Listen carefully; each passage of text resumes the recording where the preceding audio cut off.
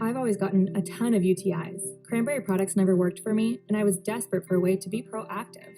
I'm Jenna Ryan, CEO and founder of Eucora. At Eucora, we've worked with doctors to develop effective urinary tract health products. Just mix a packet of Eucora with water and drink it when you need support, like right after intimacy. Eucora is helping over 60,000 women stay healthy. Ready to join them? Get 30% off your first order at eucora.com/save. That's UQORA.com/save.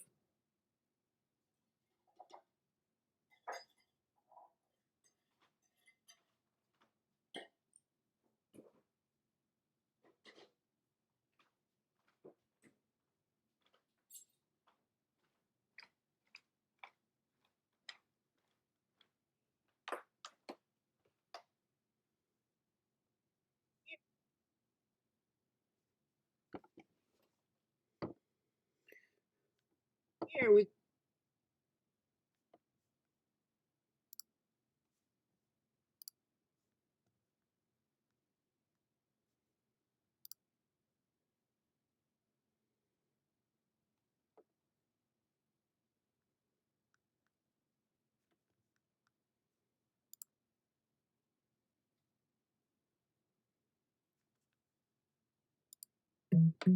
Welcome to the Drunk Monk Podcast. Have a little seat right there. After this, you have to do something that you don't want to, but for now, it's a Drunk Monk Podcast. Guys, something happened. You might have seen it, but we're here to talk about it. My world is rocked. My name is Keiko again, and I'm different now than I was before. Guys, we met Tony Shalhoub. Tony Shalhoub from Monk and other things, Big Night and Wings and Galaxy Quest, all these things. Ninja Turtles. Amazing stage actor, although I haven't been able to see him on stage. But we got to, well, we will explain. We got to Will.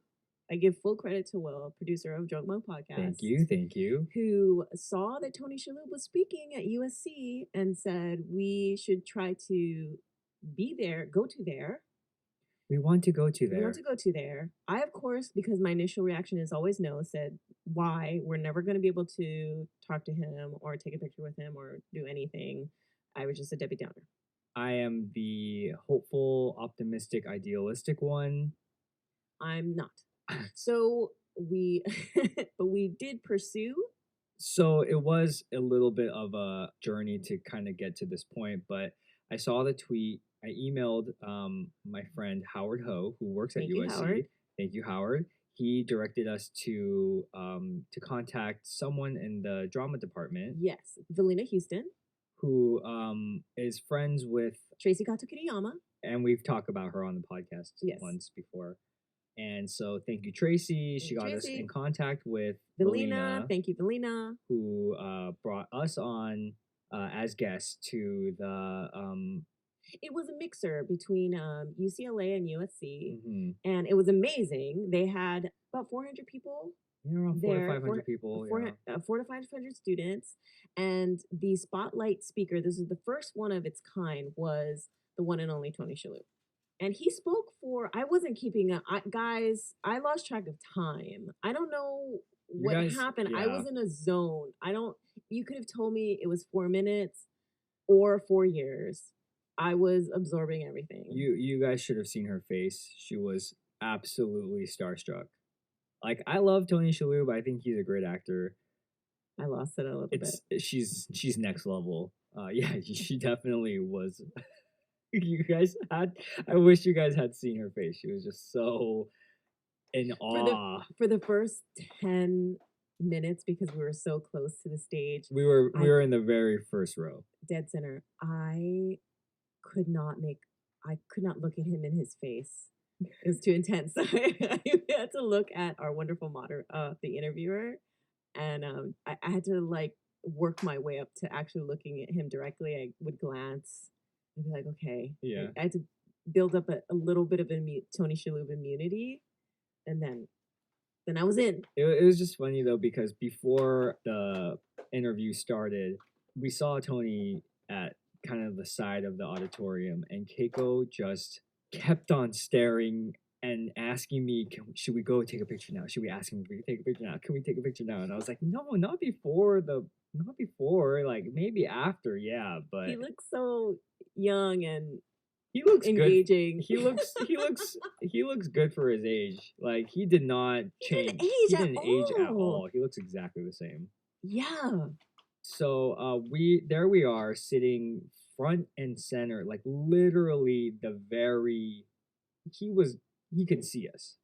And we're listening to him talk about his experience in the entertainment industry and his experience doing theater and transitioning to film and TV. And it was wonderful. It was so great to hear him talk It was about a it. great talk because, as the moderator pointed out, is that he's someone that has done film and stage and television, and that he continually he works. It was such a great, as an actor, such a great talk back, and he just knows what he's talking about. And so like the night went on, and there we were just listening and absorbing everything that he was saying, and they opened up the Open up the floor to questions floor, yeah. from the audience, from the students. And I think every time they asked a question, at least 30 hands Yeah. shot up. Mm-hmm. Keiko wanted to ask him a question. I didn't have really anything, so I tried to keep my expectations yeah, because really low. What I are the mean, chances of yeah. the moderator picking us? Yeah. But the thing about Tony was that he was so great with all the questions that were asked, and he would like talk for a long time, like in detail about whether it was his experience or what had happened on Monk or whatever stuff like that, which was all very All great. of his responses were so personal. I felt Yeah. like every answer that he gave was just revealing and honest to himself. And even little things, I think part of the reason why I was so giddy is that you saw him, the actor, but you also saw these little moments that you are your favorite in all of the roles that he's played. When he's nervous or self-deprecating, he has like little ticks that that he has, Yeah. like little ways he moves his head, Yeah. or Or a like little smile. and I noticed like Yes. his hands would kind of do like a monk Right. type of like hand motion and stuff. So yeah, you see that there is kind of a thin line between Yes. his characters and who he is as actually as a person. Even down to the point where he was a little bit thirsty, or he had a little bit of a dry throat, and it was completely, well, you saw this episode. Was completely like when he went down to Mexico. It Yeah. was like a parched. Yeah. It was like, oh my god, he's parched, just like when he went down to Mexico. Yeah. Yeah. It was So great. anyway, it kind of went like that, and there were questions, and we it got to the end, and we hadn't. I raised my hand every single time. Yeah, But we hadn't got yeah. chosen. But also he did talk about his experience on Monk a little bit, and he talked about his experience being a producer of the show, which was great which to is hear great. that side of it. Yeah. Yeah, we got to hear some cool insight of him saying that when he did come on as a producer, he was able to kind of put in his input to kind of make comedic moments work when he was in the editing room, which was great because when I was watching him talk, I was thinking, oh, maybe that's why season 2, in my opinion, is a little bit stronger than season 1 because he was saying that in the beginning of Monk, the editors were kind of not always paying attention to the comedic timing. So he was kind of noticing things that were the timing of the comedy wasn't as strong because obviously editors are not always looking for those moments. But when he was brought into the editing room as a producer, he was able to kind of like put in his input and make things kind of work the way that he thought it should be. And that was great. I was super impressed by that, and I thought that was really cool. Yeah. As the night was drawing near, they were like, okay, we're going to take maybe 1 or 2 more questions. Yeah. But guess who got the last question? Earlier you said that there's a roller coaster to this creative life, And I was wondering, have you developed any skills in how to deal with that aspect that you have now or is it still as frightening as it was when you first started? It's not as frightening because it only becomes a problem if you forget or lose sight of the roller coaster. It's always there. And the reason that's important is that it helps you to remember that when you're up here, it feels like you're up here. Tony is putting his hand up and moving it forward like a plateau motion. And that's going to stay that way. So you have to remember when you're up here, guess what? Pretty soon, could be this. He moves his hand downward. And when you're down here, you gotta not think, oh, it's this, and it's over. His hand is low and moving forward like a plateau motion. Because that's what you want, that's what you feel. You're like, I was here, now I'm here. It's over, it's done. And you have to keep in mind that I'm just here, but then there's this, and then there's this. His hand moves up and down like a roller coaster. And believing that one of those states is permanent or unchanging is where you get into trouble. I think that's a great note, and so I like it. This is just terrific. Thank you, Tony.